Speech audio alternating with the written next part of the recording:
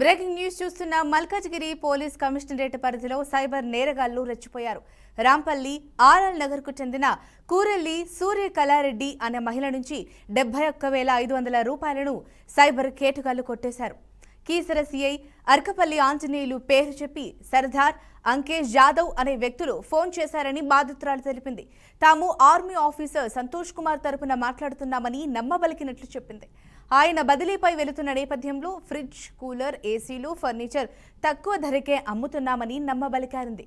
దీంతో phone pay ద్వారా ఒకసారి 30,000, మరోసారి 41,500 రూపాయలు తీసుకున్నారని వాపోయింది.